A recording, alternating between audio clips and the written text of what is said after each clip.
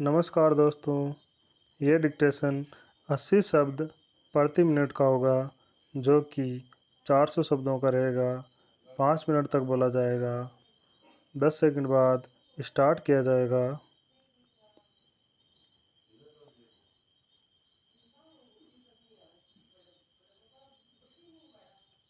Start. महोदय, मुझे इस संबंध में एक बात और कहनी है। वह यह है कि मुझे मुख्य आयुक्त के भाषण के अनुसार यह आशा थी कि सरकार मजदूरों की उन्नति के लिए, उत्थान के लिए, उद्योगों के विकास के लिए और गांवों की स्थिति सुधारने के लिए तकनीकी प्रशिक्षण देने का काम करेगी। लेकिन ऐसा ज्ञात होता है कि आर्थिक शक्ति सीमित होने के कारण इस ओर कार्यवाही करने की संभावना नहीं रही। फिर भी मुझे आशा ही नहीं अपितु पूर्ण विश्वास है कि भविष्य में हमारा मंत्रिमंडल इस ओर अवश्य अविलंब ध्यान देगा। इसी प्रकार से ग्रामीणों की अवस्था सुधारने के लिए सरकार घरेलू उद्योग धंधों को भी बढ़ाएगी, जो अभी तक नहीं के बराबर है। भारत की दृष्टि से कुटीर उद्योग बड़े उद्योगों की अपेक्षा अधिक लाभदायक है। पहली बात तो यह है कि भारत एक गरीब देश है और उसके पास इतना पैसा नहीं है कि वह बड़े उद्योगों के लिए पर्याप्त संख्या में बड़ी बड़ी मशीनें मंगवा सके। बड़े उद्योगों के लिए बहुत बड़ी बड़ी महंगी मशीनों की आवश्यकता होती है, जबकि कुटीर उद्योग छोटी छोटी और सस्ती मशीनों से चल जाते हैं।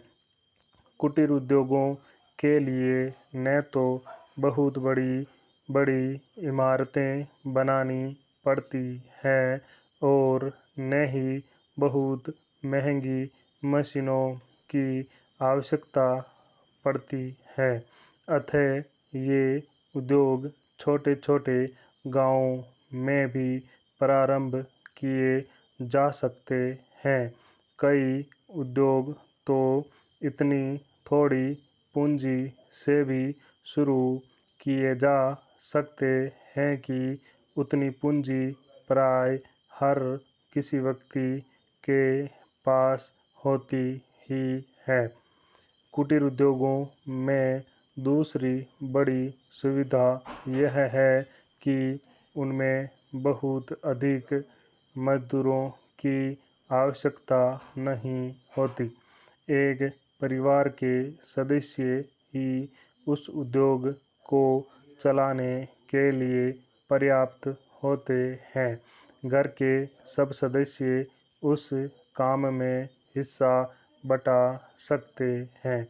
बड़े उद्योगों में प्रत्येक मजदूर को कोई विशेष कार्य सीखना होता है और उस काम में कुशलता प्राप्त करने में उसे काफ़ी समय लगता है।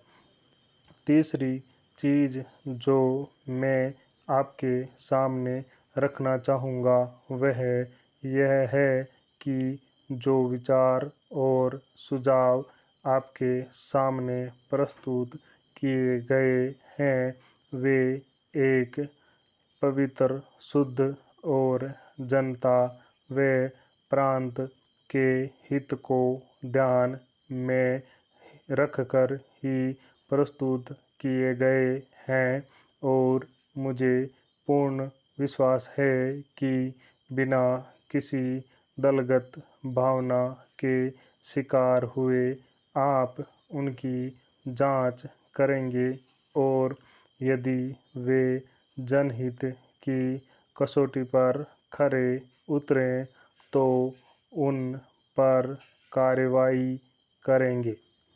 स्टॉप।